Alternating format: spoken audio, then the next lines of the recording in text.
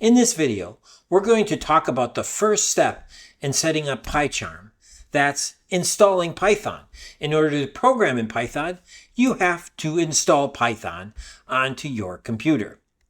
In future videos, we are going to talk about the details of installing PyCharm, the IDE or tool we're going to use to develop or write our code in Python. It makes it way easier if you use a tool like PyCharm rather than programming Python in the console. We're also going to talk about the new unified edition of PyCharm and various licensing options. I'm going to save that for a future video.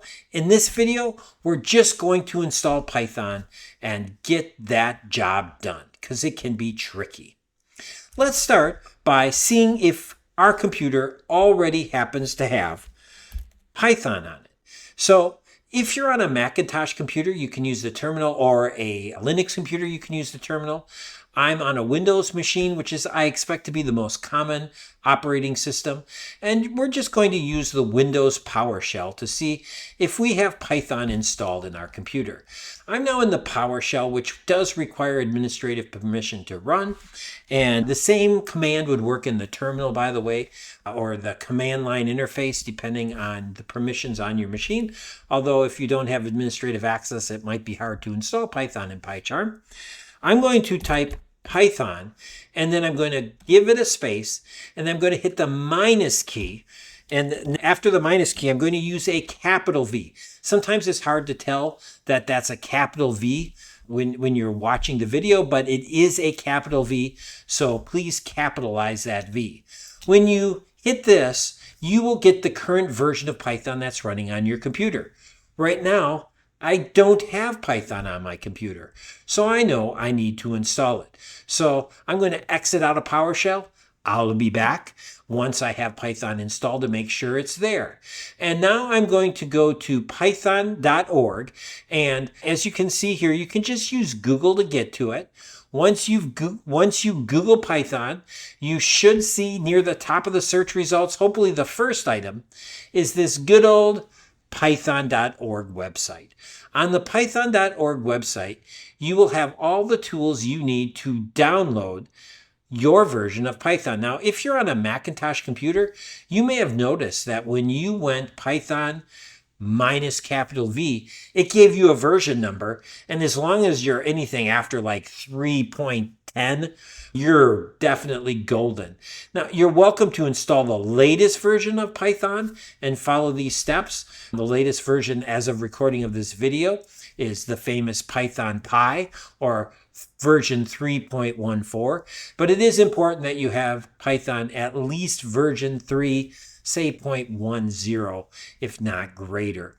But we're going to use the new Python install manager.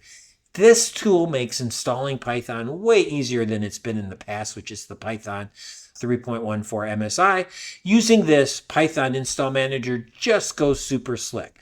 So I'm going to click on the button. I'm in Windows. Unfortunately, Mac doesn't have a Python installer, but Mac also typically has Python pre-installed, which is kind of cool. But again, we're going to use the Python install manager for Windows. I'm going to download it the traditional way. I'm in Chrome, so it appears right there. I'm going to go to the downloads. I'm going to set up the package, and I'm going to run it. And as you can see, it runs really fast. You should have seen the old version. And I'm going to install Python. It's going to go through its installation and then ask some questions.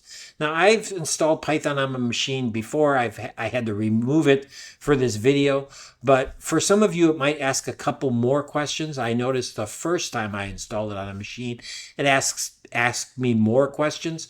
For every question, please just answer yes. So this is the console version of Python. I'm going to say yes, so I have it.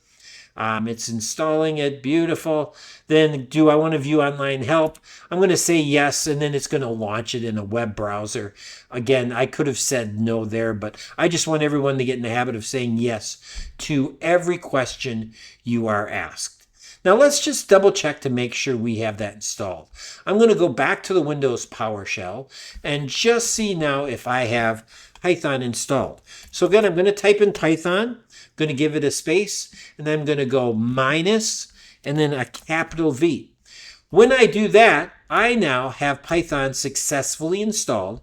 It tells me 3.14.2, and the 3.14 means I have Python version pi, get it, 3.14 being pi. So Python version pi is there, ready to go. You've completed the first step of programming in Python, installing Python. Great work.